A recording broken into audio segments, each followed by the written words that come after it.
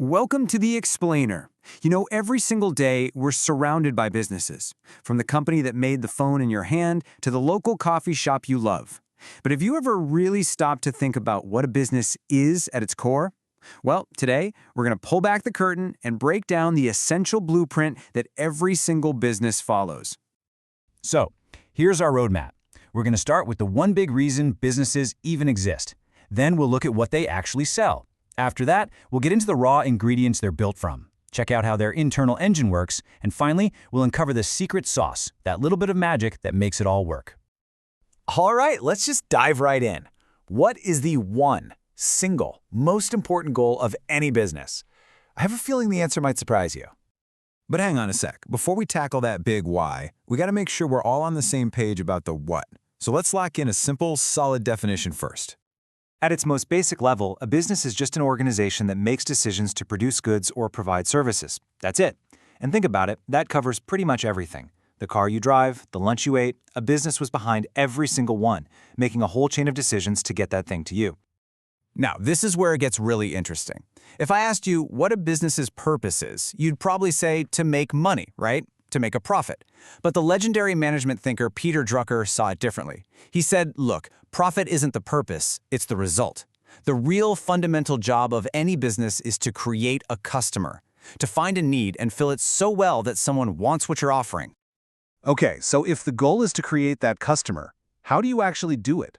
Well, it all boils down to offering one of two things. And the difference here is super simple, but it's also incredibly important. Goods are physical things you can touch and own. A new smartphone, a car, you name it. Services, on the other hand, are intangible. They're actions or experiences you pay for, like a haircut or financial advice. A smartphone is standardized. It's the same every time. But every haircut is a little bit different, unique to that moment. And that one distinction changes absolutely everything about how a business is run. So you've got your purpose. Create a customer. You know what you're selling, a good or a service, but what do you actually need to make the thing? What are the essential ingredients? Well, economists have a name for this, the factors of production. You can think of them like the 4 core ingredients in the recipe for any business. You literally can't start a business without them. Seriously, every single business, whether it's a tiny bakery or a giant tech company, is just a mix of these 4 things. First, you need land. That's all the natural resources. Then you need labor, the people doing the work. Then you need capital, the tools, the machines, the buildings. But you can have all that, and it's just a pile of stuff until you add the 4th ingredient, entrepreneurship. That's the vision, the idea, the risk-taking glue that brings it all together to create something new. Okay, so you have your building blocks.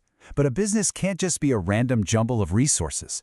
It needs a structure, an internal engine to organize everything and keep it all chugging along in the right direction. And these 4 functions are basically the pistons that drive that engine. You can think of it like this. Human resources manages the people. Finance and accounts manages the money. Operations manages the actual making of the thing. And marketing? Well, marketing manages the customer, bringing us right back to Peter Drucker's big idea. But here is the absolute key takeaway about this engine. None of these parts work in a vacuum. They are completely 100% reliant on each other. Marketing can't launch a new campaign without a budget from finance. Operations can't build the product without the skilled people hired by HR. It's all connected. A great business isn't just about having these departments. It's about how beautifully they work together. And that brings us to our final stop. And this might just be the most important piece of the entire puzzle. This is where the real magic of business actually happens. This concept is called adding value, and it's basically the alchemy of business. It's the process of taking those raw ingredients, the land, the labor, the capital, and transforming them into something that people are willing to pay more for than the sum of its parts. This is a perfect example. Think about a textbook. The raw materials, the paper, the ink, cost next to nothing. But by the time a business adds the research, the writing, the editing, the design, and the printing, that final product is worth way, way more. That difference between the cost of the inputs and the price of the final book, that is the value the business has created. So that's the whole journey, right there. A business starts with a purpose, to create a customer. It uses the factors of production, organizes them with its internal engine, and through that whole process, it adds value. Now that you have this blueprint, you'll start seeing these building blocks everywhere, in every company you interact with. Which leaves us with a big, exciting question for anyone out there with an idea. If a business is just a system for adding value, what unmet need will the next great one solve?